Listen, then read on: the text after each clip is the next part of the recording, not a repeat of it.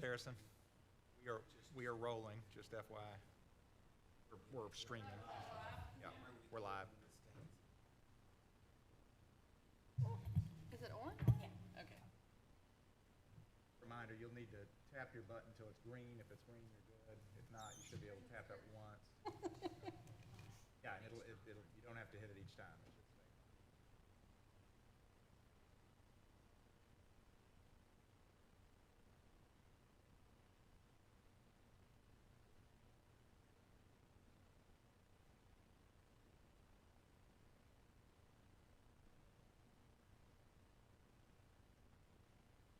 Our piece, I think. I get that.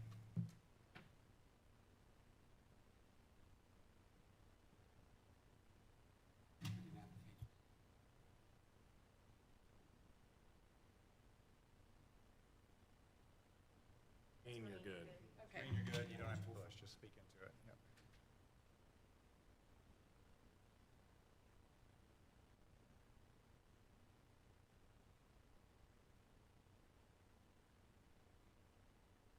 On in here?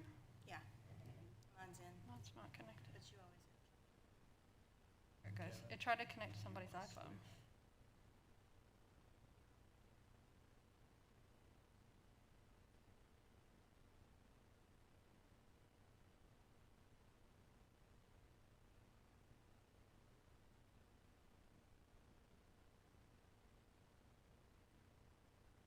It's always, FYI, we can't start till the actual posted time, and it's posted for 5:45. So if we all sit here and stare at each other, that's why. Always the last minute, it seems like it takes forever.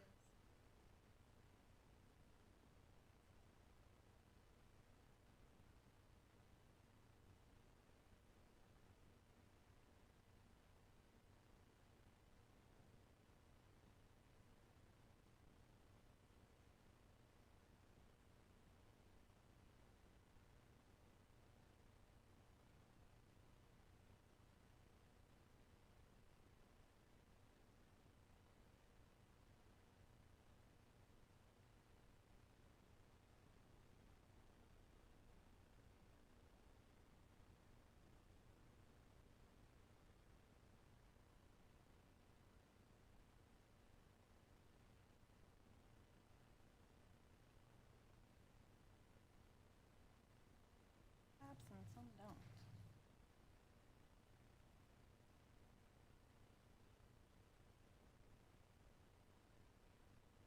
The policies will open as new tabs, and some won't. I don't.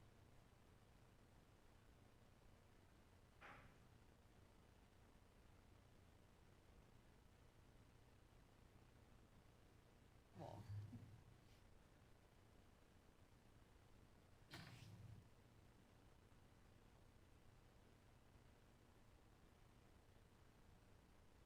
Yeah, I'll do it this way.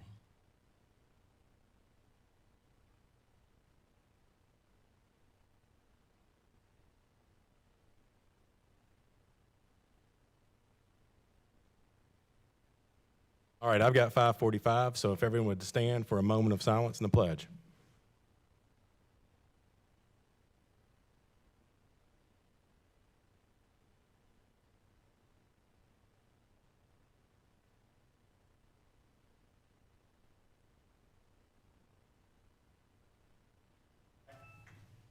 Pledge allegiance to the flag of the United States of America, and to the republic for which it stands, one nation, under God, indivisible, with liberty and justice for all. All right, Madam Recorder, if you'd call the roll. Chairman Floyd, Present. Vice Chair Harrison, Here? Deborah Thomas, Jeremy Burnett, Michelle Childs, Here. Superintendent Horrell. We do have a quorum. Mr. Superintendent, would you lead us through our agenda? I will. The first item on the agenda is the opportunity for public comment. Would anyone from the public like to speak? You would approach the podium, and if you would state your name and address for us. Do you mind making sure that button is green? Green? Yeah, there you go. You're on. You guys hear me okay? Okay. Thank you. Hi guys, Peter Edmiston, 3060 Long Bridge Lane here in Lakeland. Dr. Horrell, and board members. I've emailed you guys, and I wanted to take the chance to speak to you guys in person about what I think is the most pressing thing that any of us can deal with right now, and it has to do with this thing right here. We've seen, unfortunately, in the area, thanks to the Delta variant, an incredible increase in COVID since even the summer camps this year. Since summer camps, COVID cases in our area have gone up 1,800%. That's not a 1,800%. Hospitalizations are on a similar area, and expect in the next 2 weeks to be at levels we haven't seen since the worst of the pandemic. It's imperative that we take the number one duty of any school system to protect the children that attend it. Particularly, my case, I have 2 kids at Lakeland Elementary School, neither of whom can be vaccinated. None of the kids under the age of 12 can be vaccinated. The case rates are increasing almost entirely amongst unvaccinated, and children are far more likely to get the Delta variant than they have been with the previous ones. I encourage each of you to think very long and hard about the importance of protecting our children. And I understand that wearing a mask is probably not popular amongst staff. Mandates of masks and mandates in general haven't been a particularly popular thing, but we mandate immunizations, we mandate background checks, we mandate things that help to protect our families and keep our kids safe, and that's the number one thing that we should do. In this case, in order to make sure we have a safe and protected school system, I urge each of you to look deep within your hearts, think about what's most important, protecting our kids, avoiding a case like we see in Marion. 168 kids have already been quarantined, and they haven't even been in school for more than a day or 2. What's to stop something like that from happening here? Again, please, I know it's hard, I know it's difficult, but I ask you to look deep inside and mandate masks to begin this school year. Thank you. Thank you, Mr. Adamson. Just name and addresses on it, that's fine. Would anyone else from the public like to speak? Hearing none, we will move to the next item. Dr. Horrell. Next item is the reports section, starting with the chairman's welcome. I would like to welcome everyone to our August work session meeting. This is a work session, so this is not a business meeting. The board will not vote on anything. This is an opportunity for board members to discuss topics on the agenda and formulate an educated opinion as we have a business meeting next month. It seems just yesterday school was letting out, but we are fastly approaching the first day of school, I believe, in a week or so, and it's, time flies when you're having fun, I guess. Having said that, that concludes my report. Dr. Horrell, if you'll move to the next item. Yes, sir. The next item is the TLN representative update. Have none. The legislation is not in session right now. All right. The next item is the superintendent's report. I do have a few things to share with the public and with the board. Since our last meeting, we had 1 week at that time. We have wrapped up the summer learning camps. I do want to say I believe that the summer learning camps were beneficial for the students that participated. I will admit and have said publicly that I was a bit skeptical of whether or not they were going to be a good fit, whether the teachers would be excited to come back after the kind of year that they had and do the summer learning camps. I was not sure whether there would be participation among the students. And while the participation levels were relatively low, the consensus was that the students who did participate got a lot out of it. The teachers were excited to do it. It was appropriately funded by the legislature, which was one of the things I also had some doubts about, but there was, with the teachers were able to be well compensated for the work they did, and I considered the summer learning camps to be a success for our kids. So hopefully it made a difference for those kids that participated, and we're looking forward to next year. Our teachers came back last Wednesday of last week, to start their in-service and administrative work. And the principals, Mr. Adler is here, but Mr. Adler and Ms. Lockhart are doing a great job preparing the teachers to get ready for welcoming back the students this year. They come back a week from today. So the day of our business meeting will be the first day of school as it traditionally falls, it seems. One of our themes will be to get back to business after a year where the emphasis was largely on the social, emotional, and physical health of the students, probably to some extent at the expense of that intense focus on academics that is kind of a hallmark of Lakeland school system. We definitely, admittedly, probably took our foot off the gas just enough to make sure that the teachers and the kids were where they needed to be and were feeling comfortable and loved and all the things that are also important in schools. Today, the state of Tennessee released the statewide TCAP achievement scores. That's just the overview for the state. They have not released individual district scores. They will do that on August 11th is the date, I believe.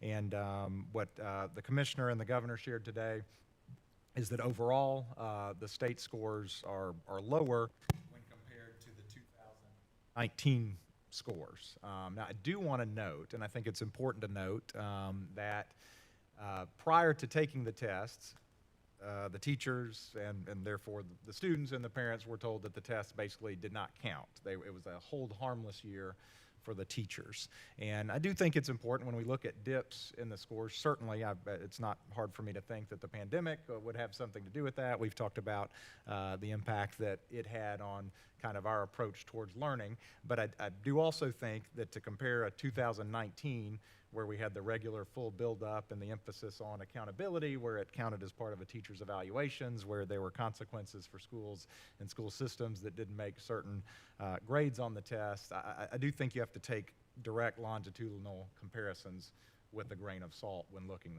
at that, both from the statewide, which is not to say that we don't need to do everything we can to get students back. And in fact, as I said, that's one of the things we're emphasizing. We've got to get back to that emphasis on academics and accountability and assessment to the extent that we need to. But as those scores, begin to be discussed, I think it's important to note. It's also important, I think, for the community and to note, I know the board remembers, this board passed a resolution urging the legislature to cancel the standardized tests during the 2021 school year based on the idea that that was not where the focus should be during that year for either the teachers, administrators, or students. But here we are. The tests are starting to roll out, so just so everybody's aware of that. I want to publicly thank Jarl Young, who's the president and CEO of MLGW. We had an issue come up with the Lakeland Prep construction project, and I'm sure Jarl would agree. MLGW does not often get kudos during construction projects just because by the nature of their work, everything just tends to take longer than folks would like it to.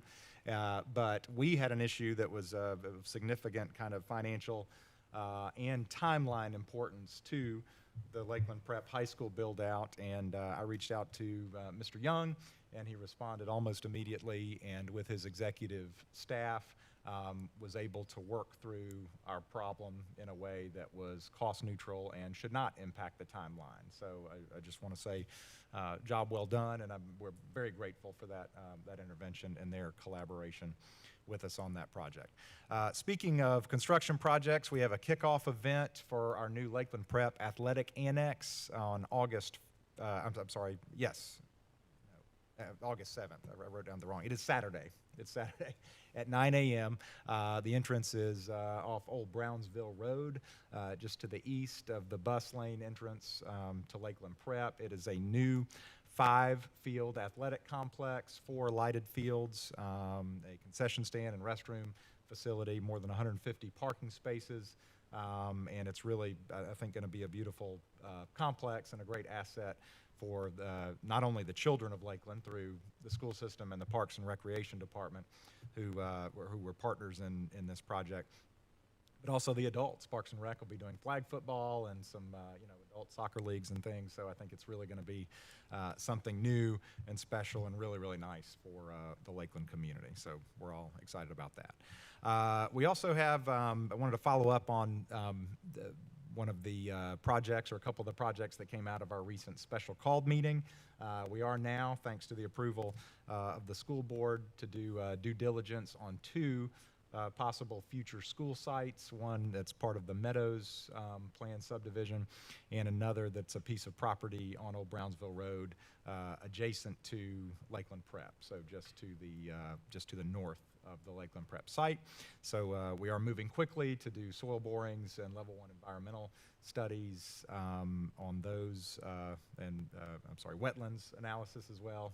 Just basically make sure these are 2 places where in the future we could build schools. Just as a reminder, since sometimes the special call meetings don't get as much notice, one of those sites would be for a future elementary school that we feel like will be necessary likely within the next 5 years. The other piece would be for a way in the future, I really do believe, possibly 15, plus years for a future middle school once we outgrow the combined middle and high school on the Lakeland Prep site. But that should be really sometime down the road. Did want to give the board and the public an enrollment update, as we usually do about this time. Right now at Lakeland Elementary, we have 987 verified enrollments. That does not count the preschool, which can be somewhere between another 20 and 30 students, I think, at Lakeland Elementary. We've got 987. If there's anything notable, the kindergarten and first grade numbers right now are both below 200.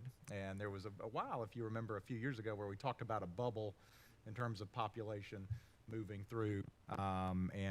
We may be starting to see that despite the home growth and the new homes that are being built. So it's not a bad thing, especially as we talk about the need for a new elementary school, if it leaves a little room to kind of cover for the new buildings and students that are coming online in that regard. But kindergarten's at 169, first grade 181, and then second is 218, third grade 209, and fourth grade 210. So the projection for this next year is 1,013, so we're about a difference of about 26 right now. Again, we've got one more week, though, to register, and I think we had another 15 students register over the weekend, so we'll see what happens. At the middle school, the current registered count right now is 831, but there are 19 that we believe are possibly or most likely planning to return. 13 of those have already said that they will return. They just haven't completed registration. So we think the likely enrollment right now is at about 850. The projected was 867. So again, a week out, we're about 17 below. So our projections are getting pretty close. They've kind of tightened up in recent years. Again, school starts next Monday, and we're getting ready for it. And that concludes my report. I would like to echo Dr. Horrell's thoughts as it relates to MLG&W. Everyone, including myself, is quick to criticize MLG&W when they don't act in a manner that we think they should, but they came through for us in a big way, in an appropriate way, and I'd like to echo my thanks to their leadership in helping us with this project. I'll open it up for questions for the superintendent on his report. Mr. Burnett.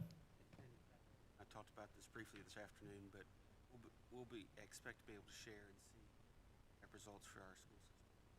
Grade bands around the 12th, you said?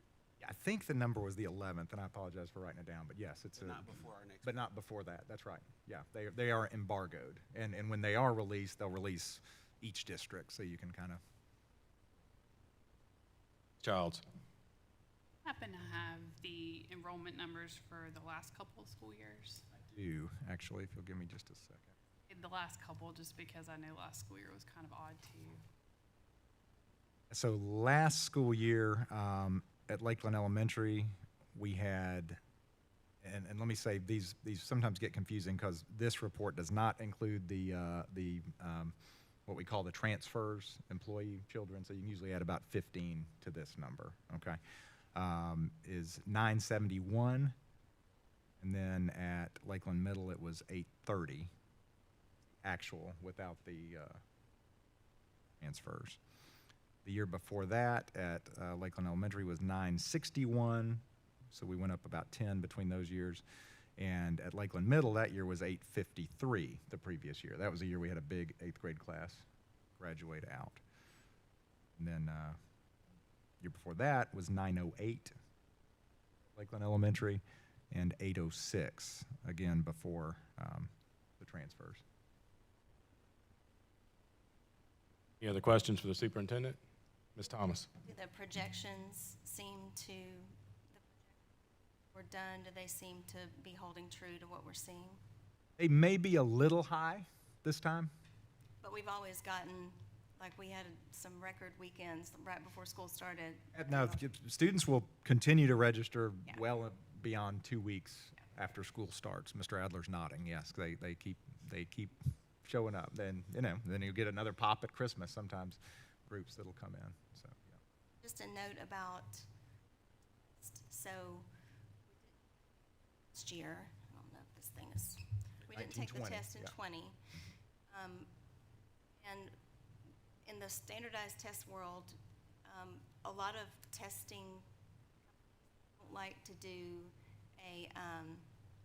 like a field test that's entirely a field test, and you tell the kids, we're data, this doesn't matter, because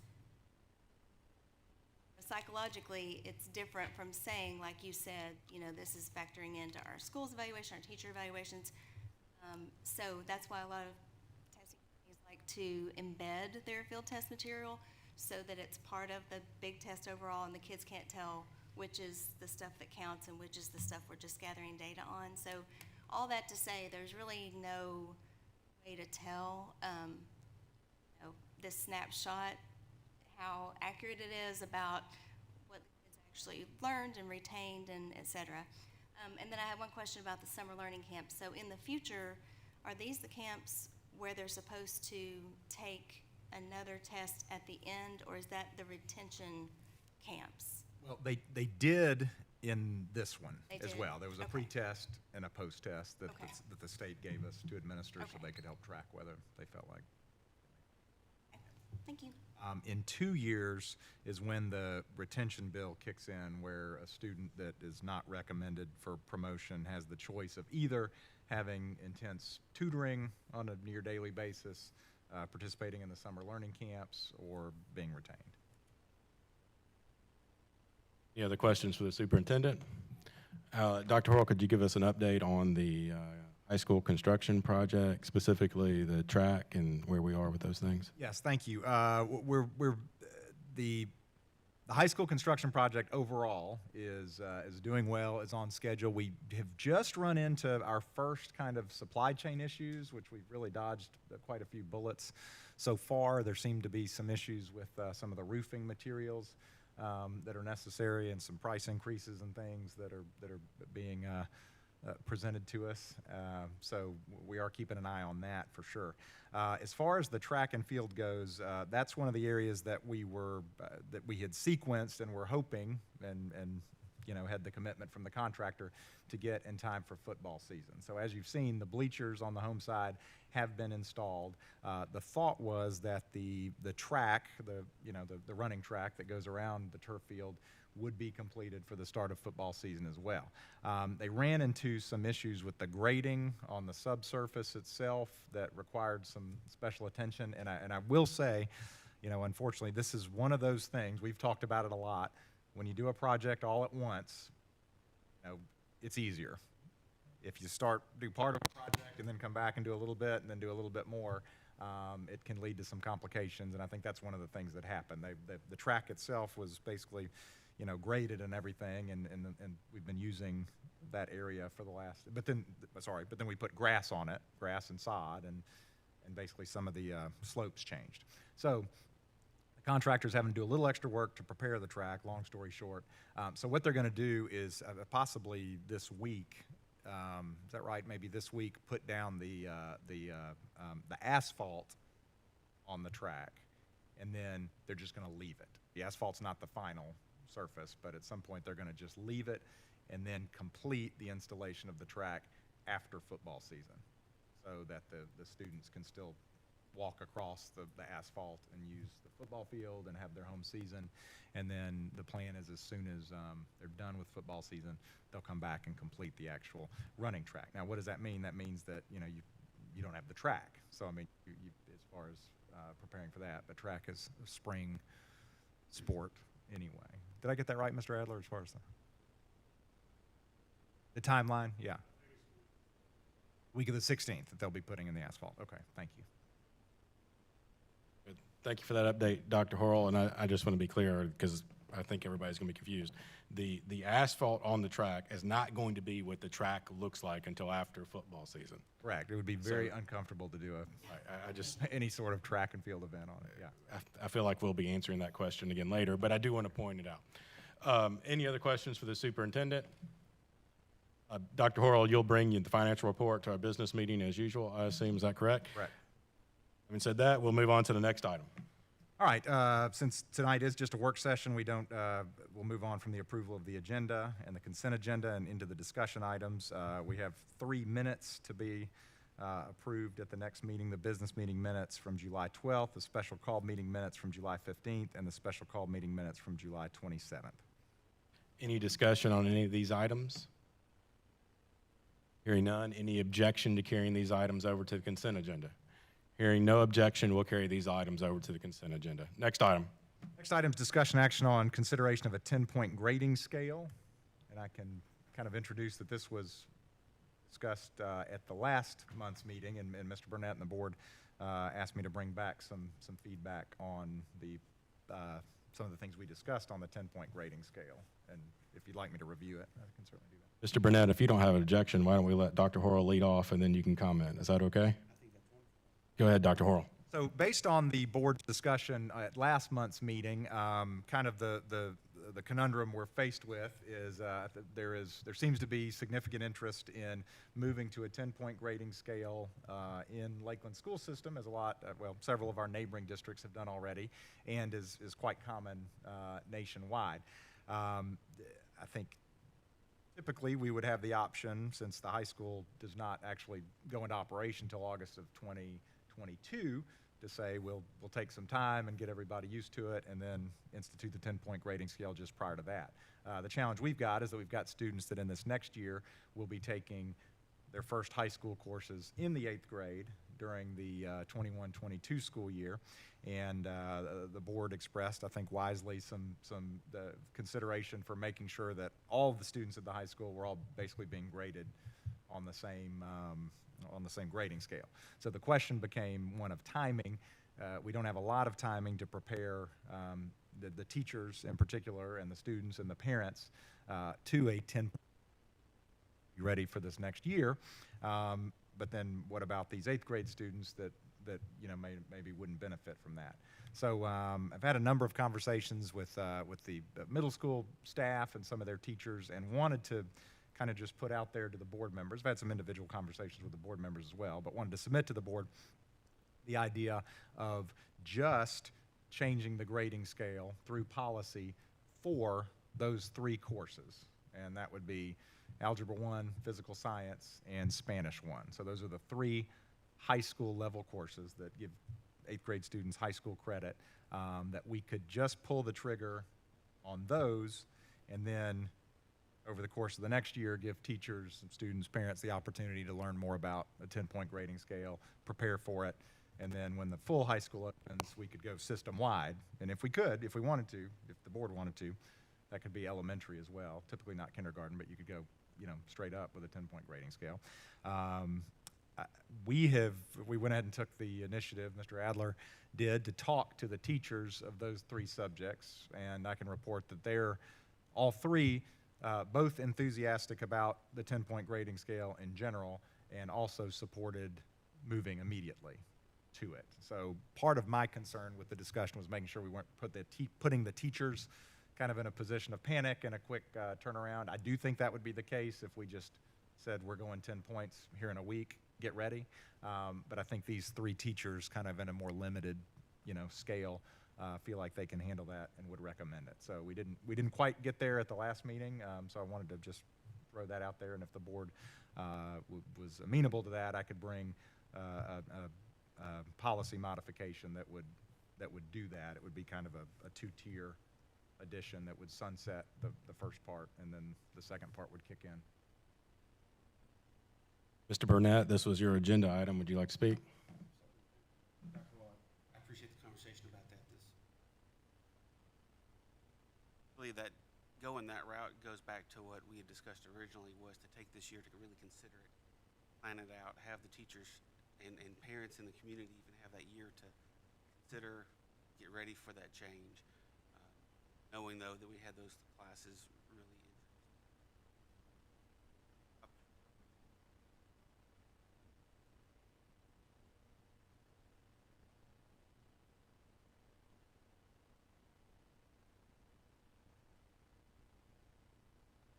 Any discussion on this item, Ms. Thomas? So we would have to amend right, with grading systems? Believe that's the one.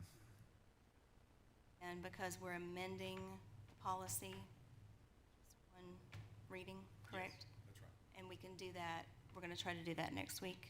Is that our We goal? would do that for those 3 classes, yep. Okay, and our system, our grading system, are we set up for that? Everything's good in the way the computer works and all that stuff, or do you know? Not at I should all. probably Not not at ask you all. that, should I? I can answer that question, not at all. That might actually be the most challenging part Okay. of doing it, but we can make it work. Mr. Burnett? Make sure, I don't know that we have to address it through policy, because I know the practice is to always maintain that quality, but to make sure that parents.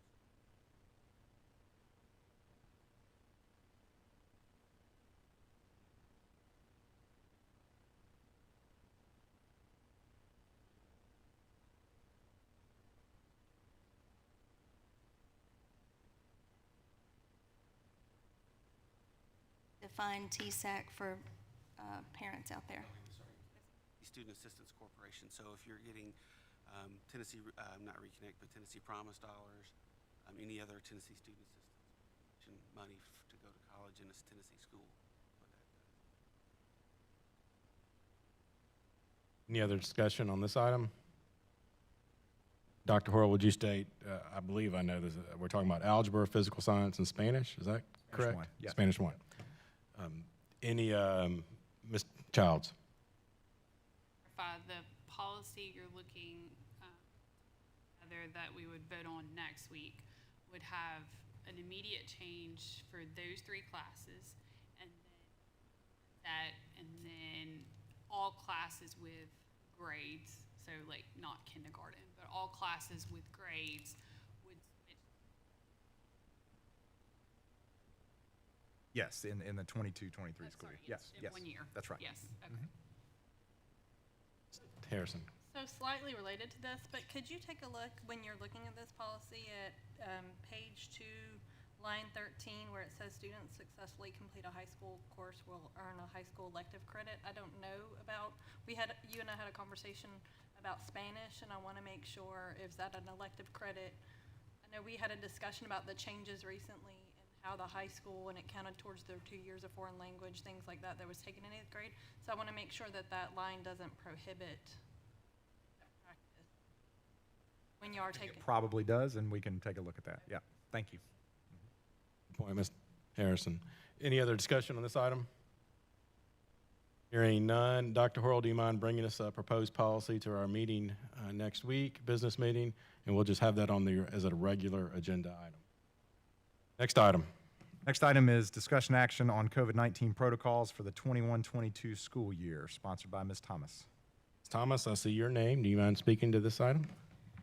Sure, so, I'm always thinking about how our students and our teachers will be affected by different things, and COVID is still one of those things. And I know that everyone wants the same thing, which is 5 days a week in the classroom with the teacher. That's what we know is best. People want that. But I'm concerned that if we just plan to react to an outbreak, we aren't being proactive and we aren't protecting our kids the way that we can. As Mr. Edmiston noted, if you look at any source will tell you Shelby County cases are skyrocketing. We're in Shelby County, we're across the river from Marion. I think we have to respect this virus's ability to do things that the virus of August 2020 do, which is to spread more quickly. We don't have a remote option for people this year who don't feel comfortable with the current COVID environment. Last year we had to submit a continuous learning plan to the state, which all the districts had to do to get our plan approved for not only in-person learning, but hybrid or remote learning. We don't have that option now because you have to have a virtual school.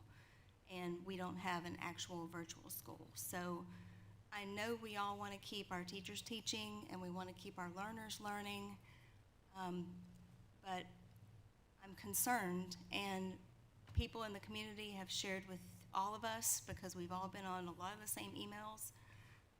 I've talked to people privately, and I think some of them were counting on me tonight to be their voice, and that's what I feel led to do.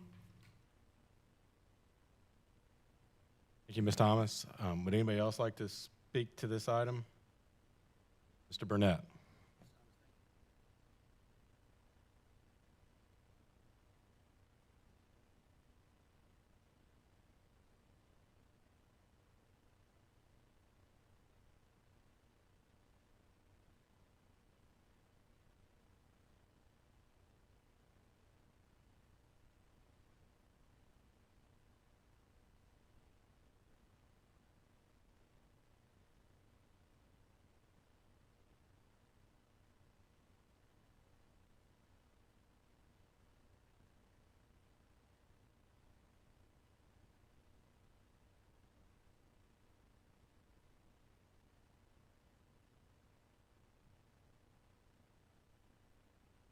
Ms. Childs, I think I saw your hand. I hadn't raised my hand. Oh, I'm sorry. I raised my hand. Well, Ms. Childs, Go you are ahead, off the hot seat. Ms. Harrison. So, Dr. Wall, can you explain, this is one thing that I think you and I have talked about, and I know the Marion headline article probably is out there right now.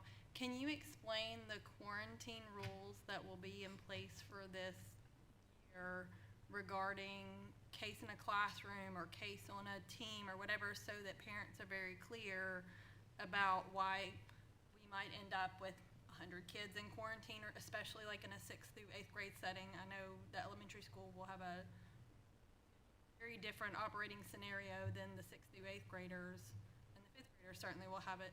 So can you just kind of talk at a high level what the quarantine looks like this year? Sure. Compared to, especially compared to last year, since things are a little different. And So- I just, Go ahead, please. Yep.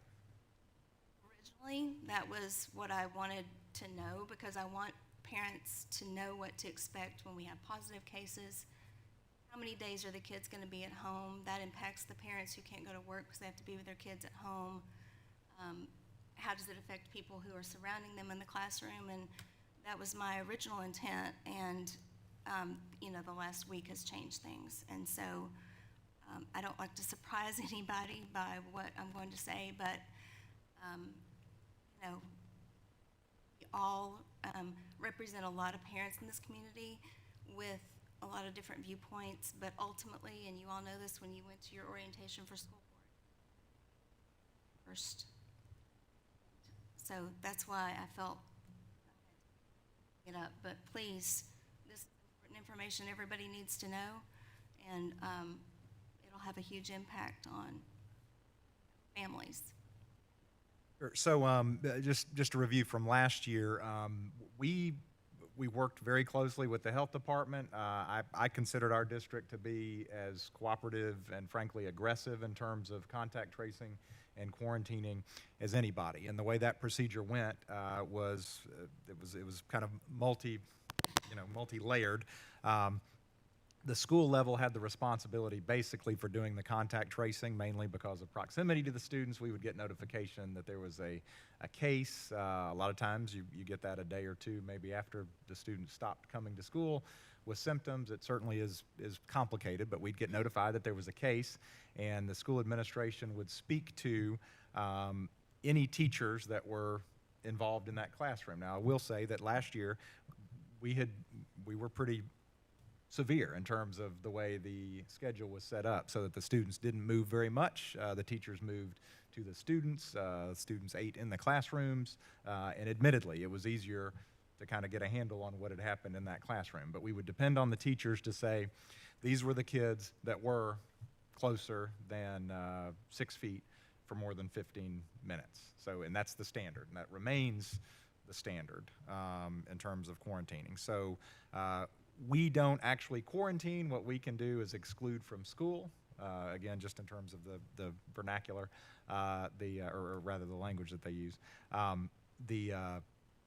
But we can't exclude the students from school. And the standards were that, what started off that a student who was excluded from school had to be excluded for a certain number of days, and then the CDC and the health department made adjustments that said after, Jessica help me, is it day 6, that if you get a test after day 6 of your exclusion or quarantine, if you get a negative test and you don't have any symptoms, then you can actually come back to school early at that point.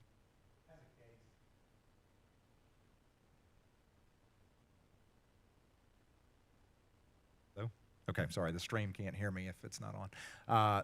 Somebody who has a case has to be out for 10 days, no questions asked. We have stated, and our intention, and maybe this is not everybody's intention, is to continue to contact trace and exclude students from school as aggressively as we did last year. I will say, again, admittedly, that will be more difficult. I think we're going to have to say to the teachers, tell us the students that you know, that you don't have any doubt were close contacts with this student. It's harder to do when you don't have eyes on the students all day long, but that's one of those are the standards, and that's kind of the best we'd be able to do under this situation. Now, I will note that one of the things that also complicates it a little bit is masks or no masks. If you're closer than 6 feet for more than 15 minutes, you're still excluded from school. So the masks don't keep you. That was made very clear. Having a mask on does not keep you from being quarantined or excluded from school. If you have, and in fact, if you don't have a mask on and you're 6 feet apart, you would not be considered a close contact. So it's really the proximity and the time. 6 feet, 15 minutes, 6 feet, 15 minutes. One of the things that the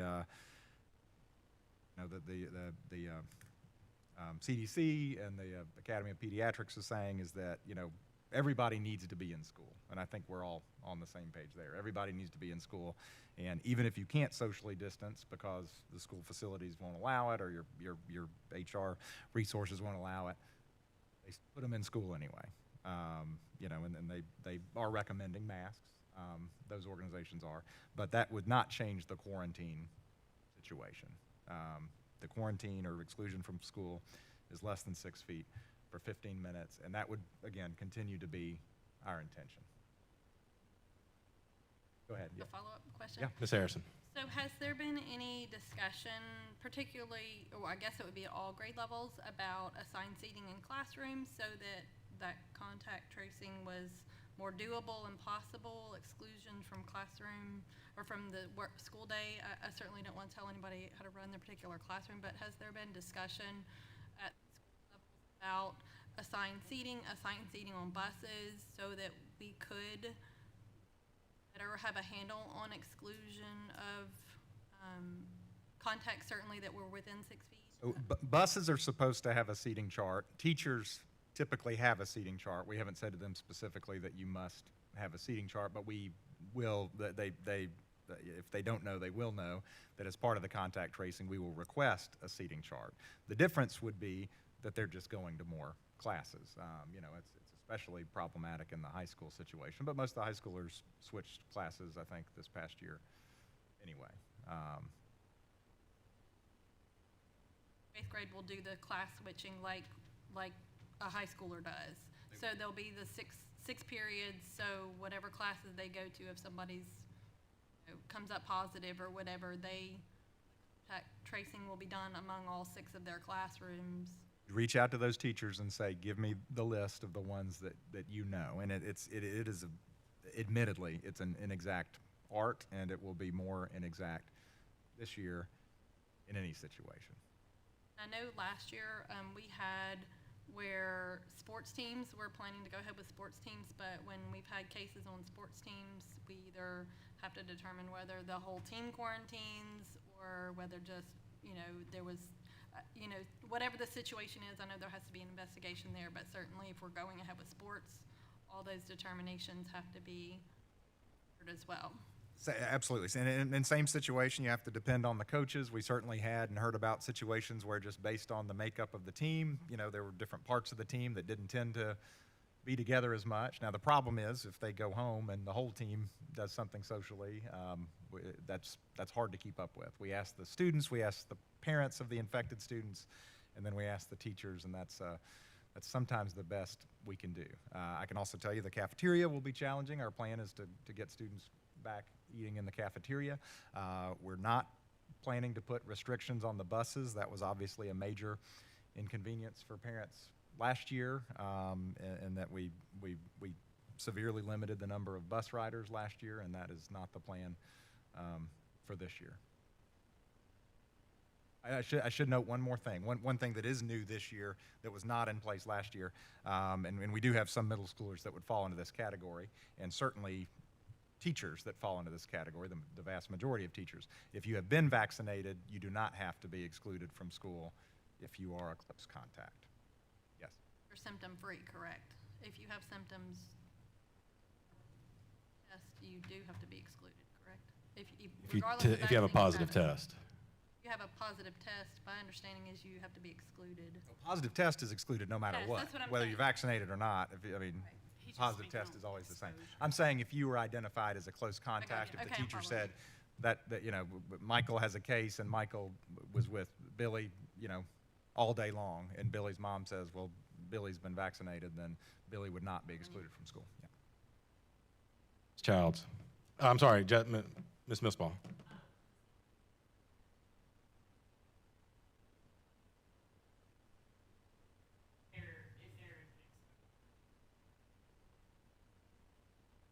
Thank you. I'm sorry. Yeah. Okay. Regardless of vaccination status, if you have a COVID test and/or you have symptoms, a positive COVID test and/or you have symptoms, regardless of vaccination status, you would be excluded as well. Yes. Okay. All right, Ms. Childs, let's try again. Thank you. I just wanted to speak a minute about this situation. I think, like Ms. Thomas said, I think everyone wants staff and students to be safe. Obviously, there's wide variety of opinions on what that looks like. Last year, we had a lot of mitigation, and I think vaccines obviously are the best tool that we have, and the second best tool is probably distancing. But of course, that's not desirable because last year we had middle schoolers who only had 3 days a week with their teachers. So with vaccines widely available, in Shelby County, we have about 47% vaccinated. But fortunately, at LSS staff, we have about 70% vaccinated. The Daily Memphian has reported that in addition to the vaccinated, they've done blood tests. A group of researchers had done blood tests and have about 27% antibodies that are not vaccinated. There's obviously some crossover with some people who had COVID and have vaccination antibodies and natural immunity antibodies. So on a very positive, safe note, our staff has really come together, taken advantage of sponsored vaccination drives as well as getting it on their own. Children 11 and under have lower risk levels than vaccinated adults. So, unfortunately, children 12 and older, our teen population, who tends to be a little more affected than younger kids, have had the opportunity to be vaccinated if they or their parents choose to do so, or their parents choose to do so. There was a Florida study where less than 1% of students had school-related COVID, regardless if their school had a mask policy or not. There's a number of populations that masks are just not ideal for, such as our preschoolers, and we do have some preschool classes that are required by law to be taught.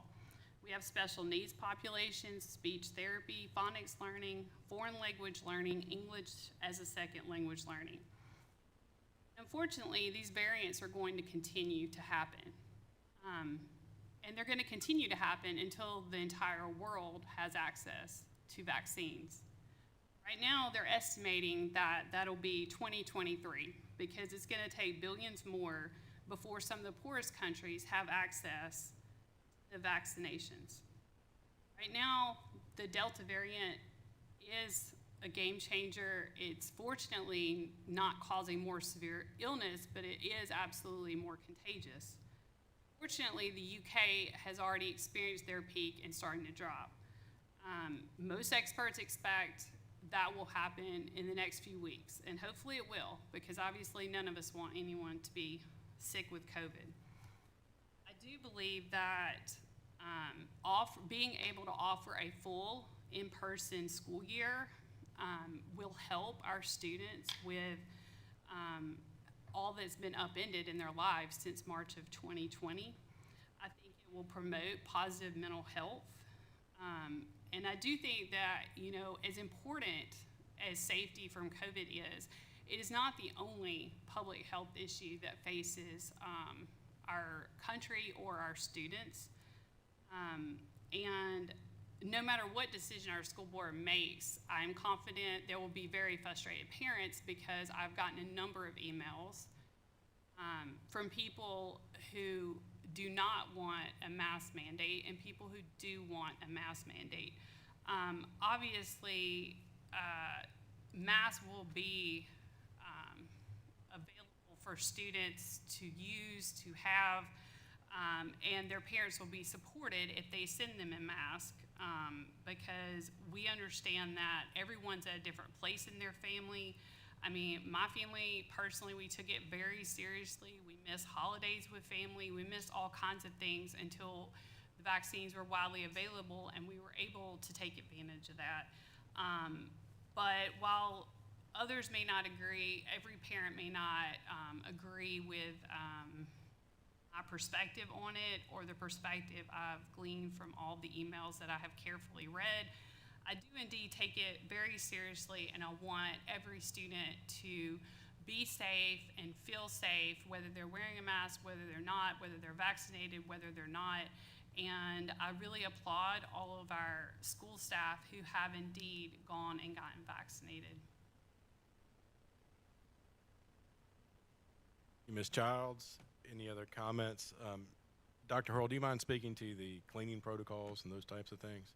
Yeah, fortunately, you know, from early on, we were able to secure, you know, some additional cleaning machines that take care of spaces kind of in mass. We got the Clorox 360 machines that everybody's heard about, and we got a lot of alcohol wipes from the state. And more importantly, I think we've just gotten into better habits. So the custodial staff now, they know their assignments. They're used to wiping down handles. They're used to wiping down desks. I mean, it's just generally a higher standard that we certainly anticipate continuing to uphold. Fortunately, I think they'll be most excited about they won't have to clean up as much food from the classrooms this year as it'll be confined to the cafeteria. But we do intend to move forward with the enhanced cleaning protocols that we basically learned last year. This is just a different way to approach cleaning. Harrison. One other thing that I have read about one of the things that they see is better, or I don't want to say out of, but helps the COVID spread or helps reduce the COVID spread, is the ventilation or the circulation. Can you speak to, like, certainly at the middle school we have new air conditioning systems and new whatever, so can you speak to the ventilation also that we have at the elementary school that was replaced most recently? So yeah, we benefit from our newness in that regard. Is that the AC units and in our schools we have individual AC units in every classroom, so we don't have a centralized kind of HVAC system. So they are more up to the standard in terms of the ones that were installed for the middle school, and then we did a full scale replacement of nearly every HVAC unit at the elementary school a couple of years before that. We have gotten to be better. We've gotten to be better, I guess, at replacing the filters on an annual basis as well. So overall, I feel good about the ventilation in the schools. Thomas. Since I've put this item on the agenda, and I know I respect each one of you, one of the things that makes us a great board is that we can bring different perspectives. But I will say that there are parents who are afraid of speaking out publicly. There's a lot of people have a large social media presence and are fine with getting out there with how they feel, but there are a lot who aren't because of the highly politicized nature of a public health crisis, which is what it should be. They want us to set the example. They want us to be the ones who do it right, because we always are the ones who do it right. And they're concerned, particularly at the elementary school, because they would get their kids a vaccination, but they can't yet. They're not old enough yet. So those parents, I have one child, he's 13, he's now vaccinated. So I am also a believer in the way to get through the pandemic, but we have a lot of little kids who can't do that right now. So I just,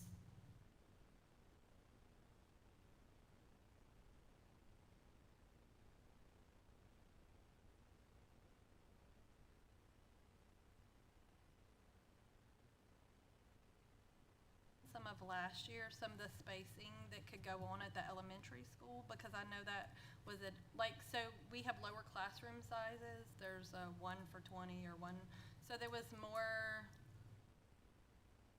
because there's less children in the classroom, there was more space, just general spacing for students available. I think we didn't have to do, certainly we did social distancing, but we didn't change the classroom ratios last year at the elementary school, I don't believe, to be able to still maintain our 6 feet and maintain our distancing that's so important. Can you speak to that as to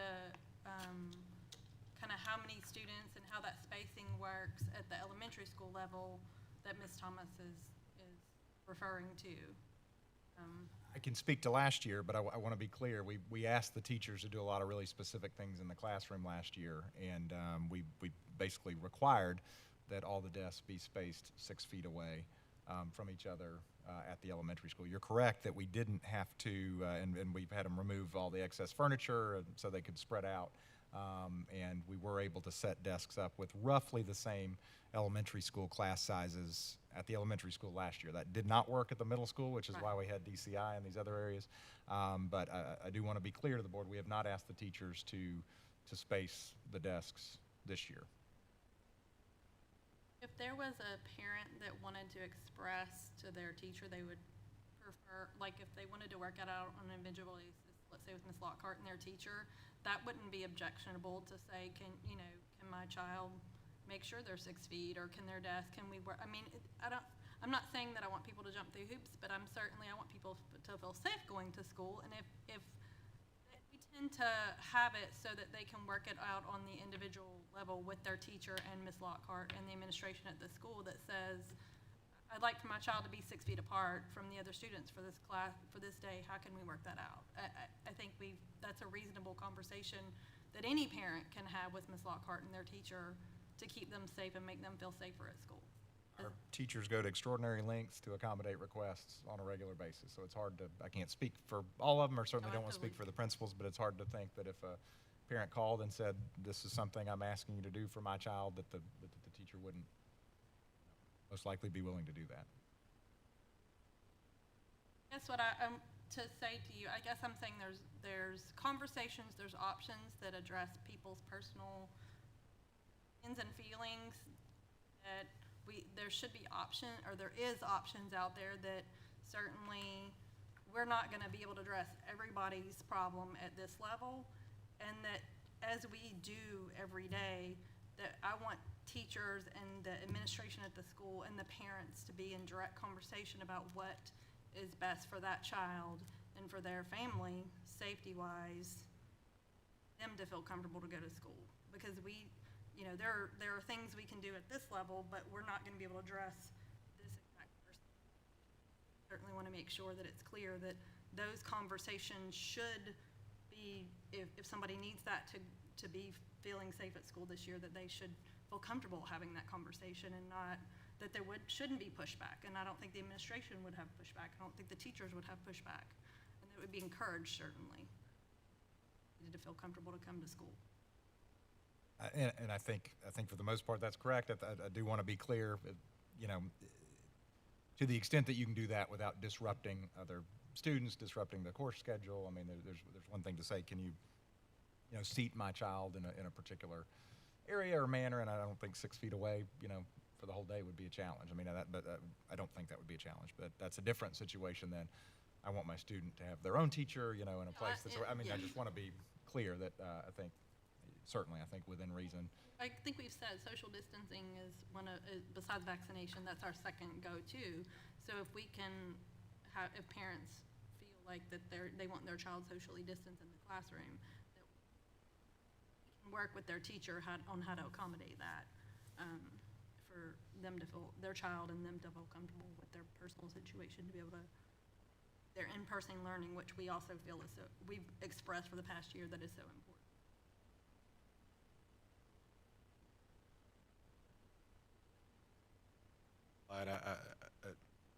Mr. Burnett, did you have a comment? Okay.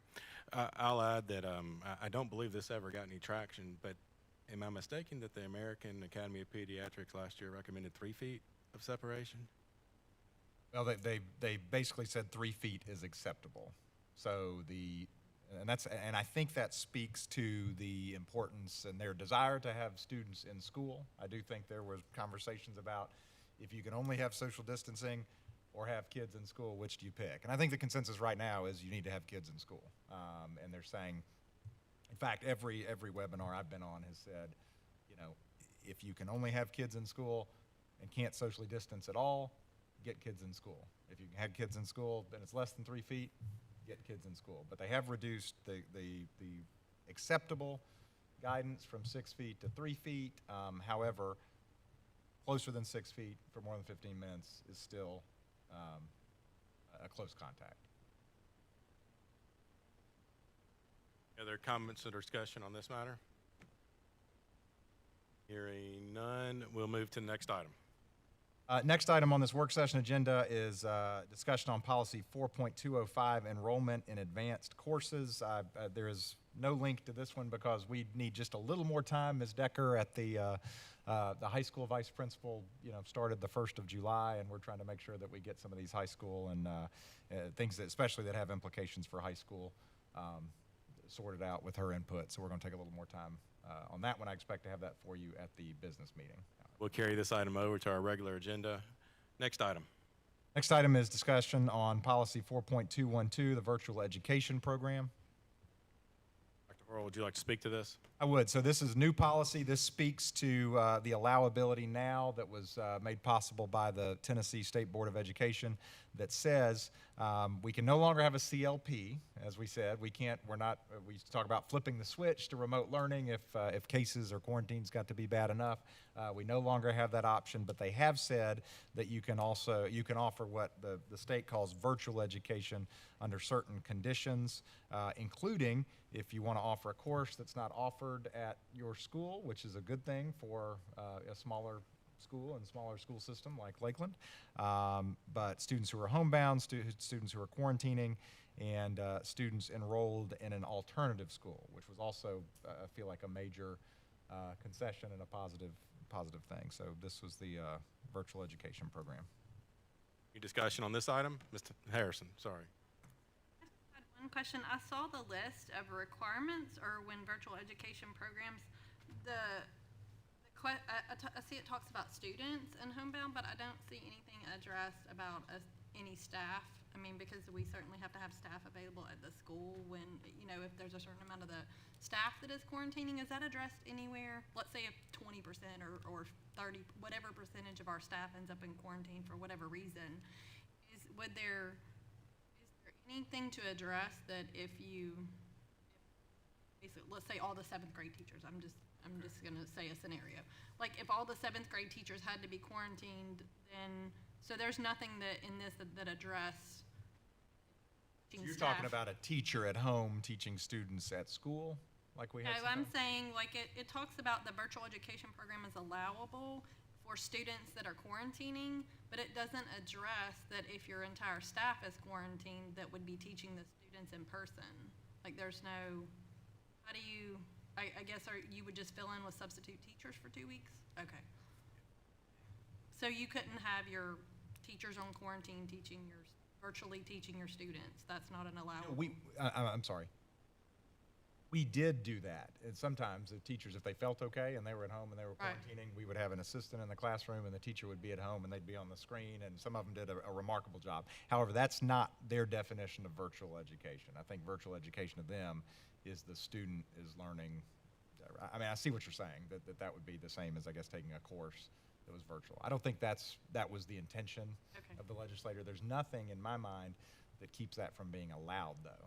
I mean, the Okay. student would be at school, they'd be supervised. I mean, it'd be like if you had a guest lecturer, I guess, that taught the class that day under the supervision of a person. So I think that's outside the scope of this policy.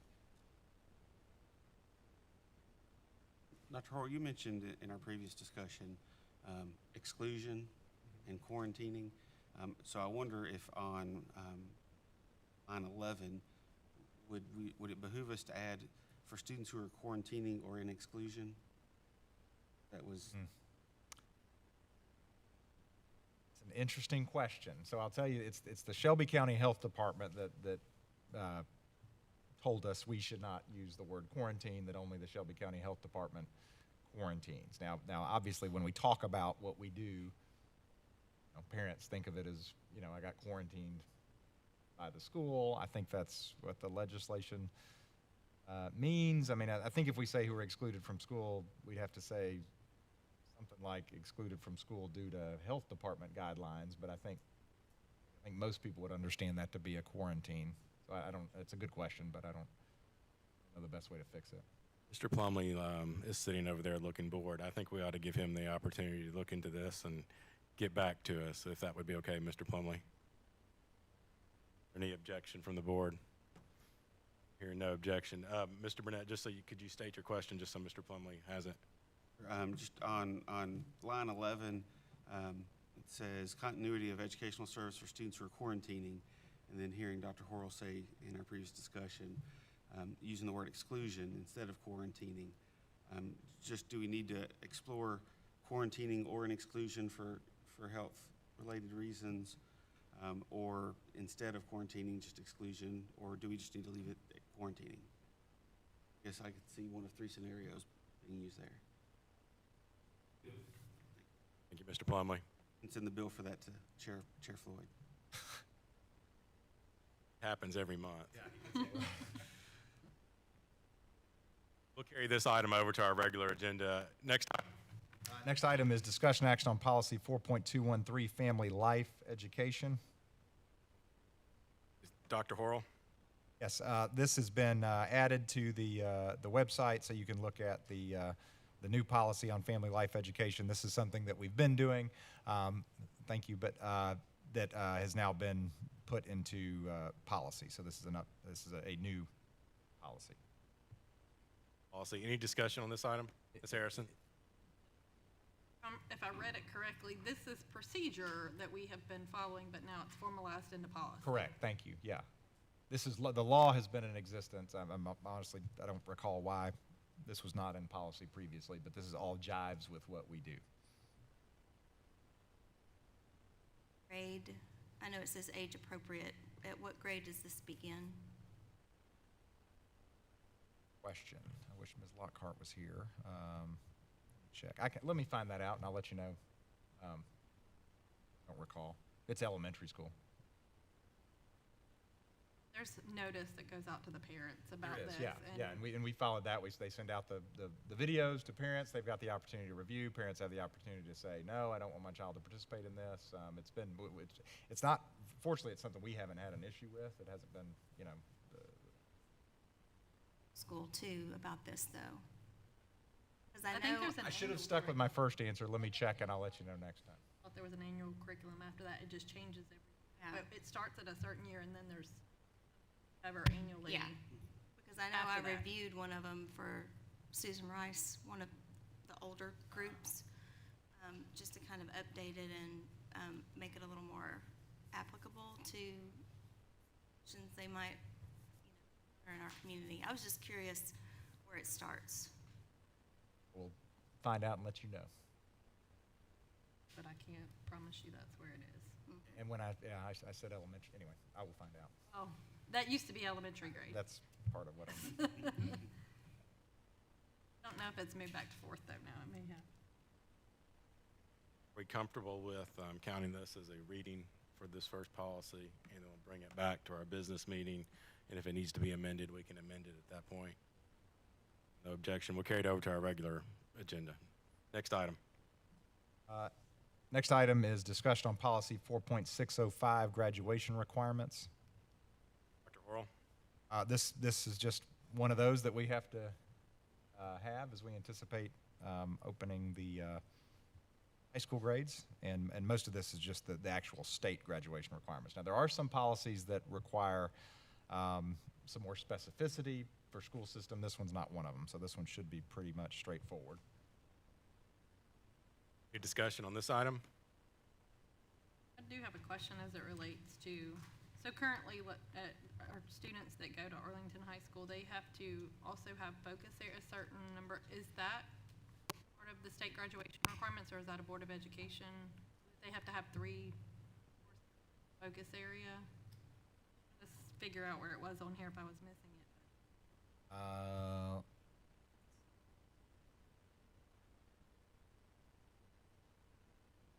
think that's in a different policy, I believe. Ms. Decker and Mr. Adler and I have been going through the hardcore high school policies, the ones that require some discernment, and I remember seeing that, and it's not in this one, so I think it's. I'm just wondering if it should be added since it is part of so it's part of a general graduation requirement to complete 3 courses in a focus, like in the same focus area. I assume you can't graduate without it, but maybe I'm wrong.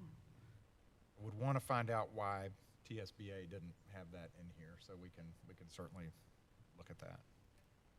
Well, it says achieve the specified 22 units of credit. I mean, it also doesn't say you have to have, 4 years of English and 4 years of math and 3 years of science. I mean, you can get really down in the nitty gritty. So that may be the answer to it.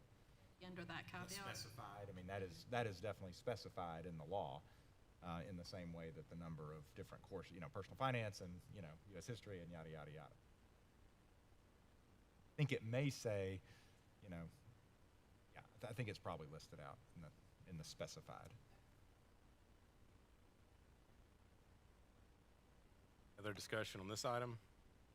Any objection to carrying this item over to our consent agenda? Hearing no objection, we'll carry this item over to our consent agenda. Next item. Next item is the second reading of access to private facilities.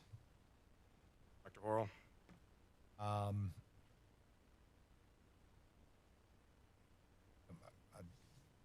don't recall we only had one meeting last time, and I think we decided not to, this is just the second reading. There was not any additional.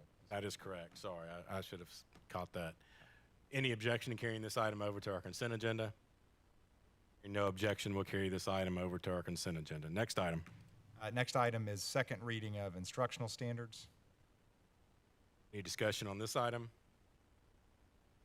No discussion. Any objection to carrying this item over to our consent agenda? Hearing no objection, we'll carry this item over to our consent agenda. Next item.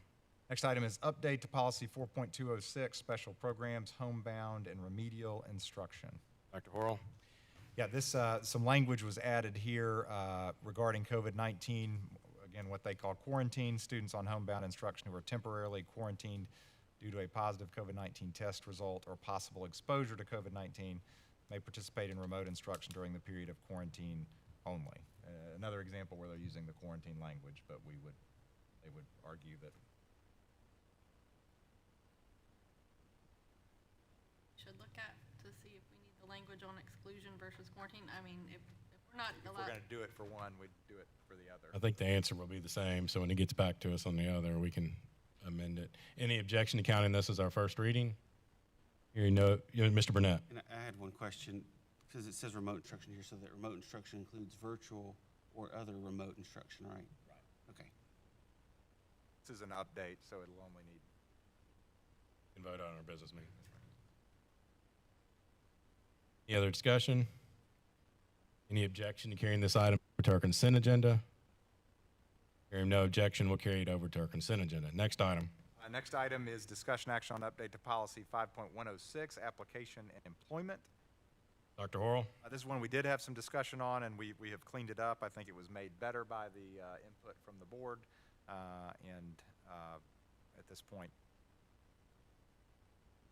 it's much more clear what the changes are that we're making on this one. Any discussion on this item? Any objection to carrying this item over to our consent agenda? Hearing no objection, we'll carry it over to our consent agenda. Mr. Burnett. I just wanted to revisit, Mr. Chair, I apologize for not saying something on item 10, special program, since we're waiting to hear back on the quarantining. Shouldn't that one be on the regular agenda instead of consent? We can do either. We can put it on the consent agenda, and then if there's an issue, we can remove it. Or if the board is more comfortable on the regular agenda, I certainly don't have any objection.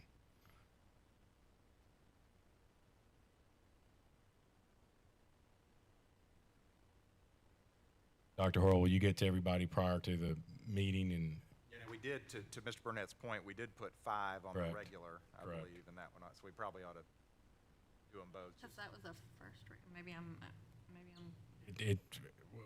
why don't we, since Mr. Burnett raised the issue, why don't we just carry it over to our regular agenda? Did you get that, Ms. Millspaw? Sorry. So we will move to item, where are we, 12? 12, discussion action on update to policy 6.200, attendance. I'm also requesting a little extra time with this one, with Ms. Pickens, so we can get this ironed out.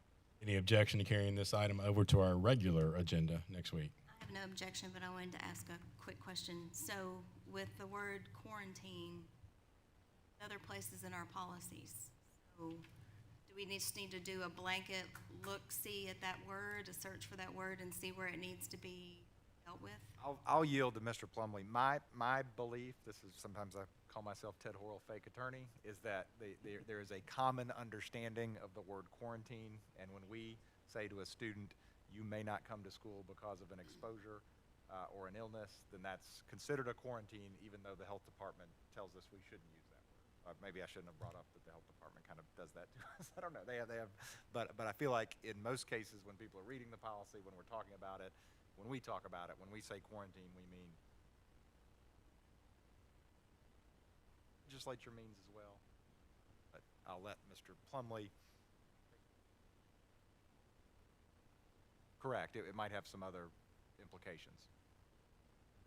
When we tell students that they're excluded, advise that they should be at home for 10 days and not go elsewhere, not just school, but they shouldn't go do sports, they shouldn't do non-school related things because they've had an exposure. They are. We have what I think are some very clear, and we had the opportunity to revise them over time. I think we have some very clear directions that we give. Typically what happens, I'll just tell you, if a student is sent home, the school will call the parent, say, please come pick up the child. The parent will pick up the child, and the school will also say to the parent, usually at pickup, you'll get some further instructions this evening. And our coordinated school health supervisor, and we have a new one that started today, Blake Warren, will send an email with those specific directions and then call and clarify if necessary. But it lays everything out. This is what we're asking you to do, and this is what this means.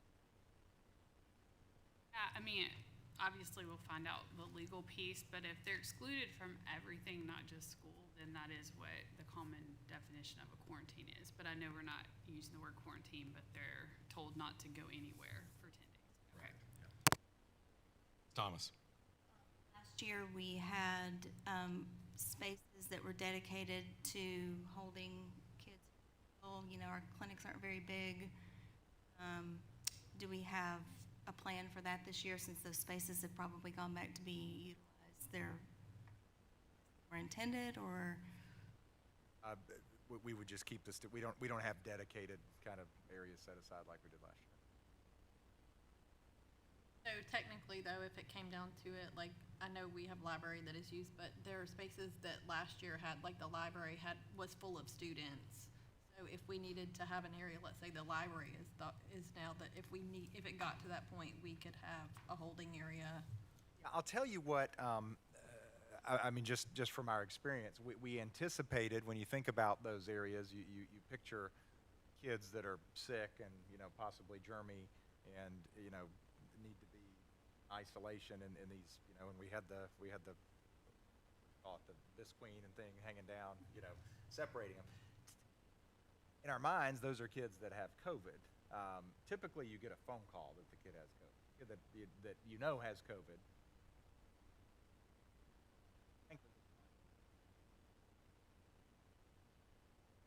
Round up the close contacts and keep them away from each other, 6 feet, and then call the parents to come pick them up.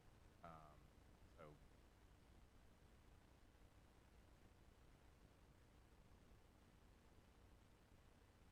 Good. I believe, so that we'll carry that item over to our regular agenda, and I believe we're on 13, item 13 now. Is that? That's where I am. Good question about, and I can't remember, I was trying to skim through 6.0. That's not the one where we addressed exemption from exams based on attendance. That's not, I know we had a policy last year that we addressed and this one says attendance. I'm just Yeah, curious. that one's not it. policy. That's exam policy. Okay. That says, That sunset, I guess, would be a good question. Was- No, actually, we confirmed that we changed the policy and it doesn't, don't need to do anything to leave it where attendance is. But this year coming up, and then, No attendance incentive for exams, yeah, it's just the grade. Except for excused absences. Not right. unexcused, So but excused. basically the thing is exclusion from school doesn't count against your exemption Correct, from or exam. even being home sick, I mean, if Right. it's, Yeah. Right, okay. That's kind of what I was just making sure that wasn't the attendance policy that we were, There's an unexcused absence would correct. penalty. Correct. All right, I believe we're on item 13. All right, Dr. Horrell. Discussion on policy 6.2062, enrollment of children of employees. Dr. Horrell. So this is one where we're just adding some language to clarify. I believe the intention of the board and the practice of the school system has been that it is only full-time employees that are eligible to bring their students to Lakeland School System if they live outside of the city of Lakeland. We had a situation come up where there was a potential short-term or part-time employee that asked about bringing their children to Lakeland School System. Our position was that that's not the intention of the policy. That's not been the practice of Lakeland School System. Harrison will attest, if the language of the policy and the practice don't match up, you either change the practice or change the policy. So we wanted to clarify the policy to say that children of temporary and part-time employees are not eligible to enroll. Any discussion on this item? An amendment. Okay. yeah, just, Hearing no discussion, any objection to carrying this item over to our consent agenda? Hearing no objection, we'll carry this item over to our consent agenda. Next item. Next item is discussion on policy 6.402, physical examinations and immunizations. Dr. Orrell. This is the policy that was really confusing, I think, as it relates. It was an exception to an exception, and Mr. Plumley, I think, did some really good and thoughtful wordsmithing on this, and led him to the conclusion that the most appropriate language would be to say this policy does not apply to an immunization, vaccination, or injection for the SARS COVID virus or any variant of the SARS COVID virus. Any discussion on this item? I don't know, I do have a question regarding vaccination and exclusion.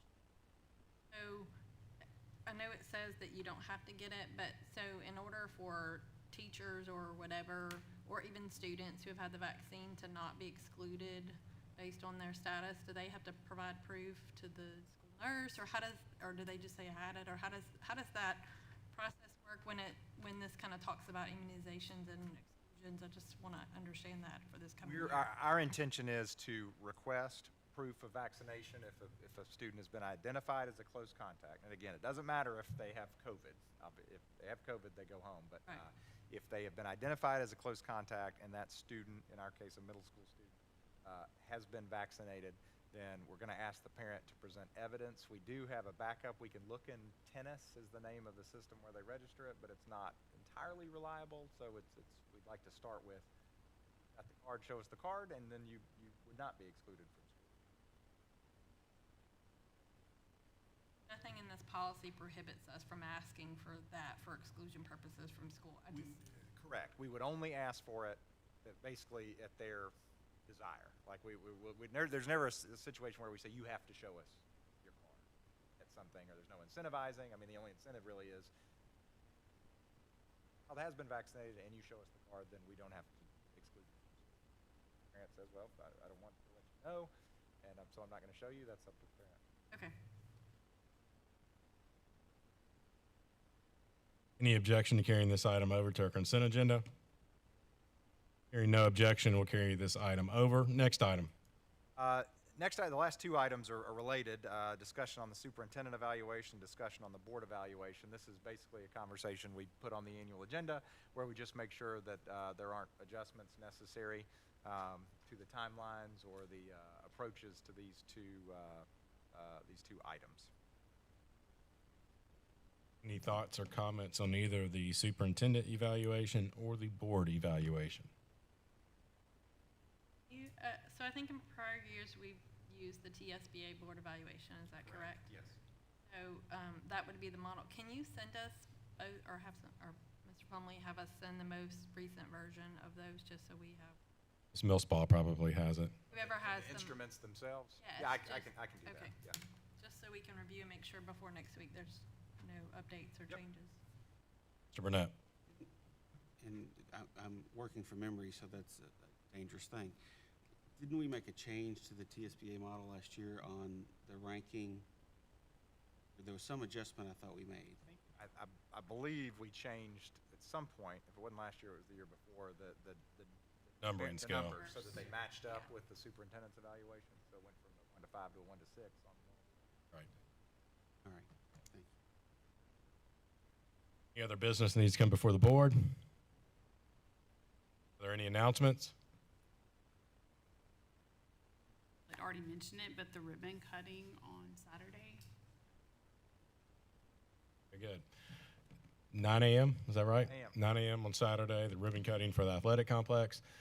Any other announcements that need to come before the board? Is there a motion to adjourn? Move. We have a motion. Is there a second? Second. We have a motion and a second. All in favor? Aye. Any opposed? We are adjourned.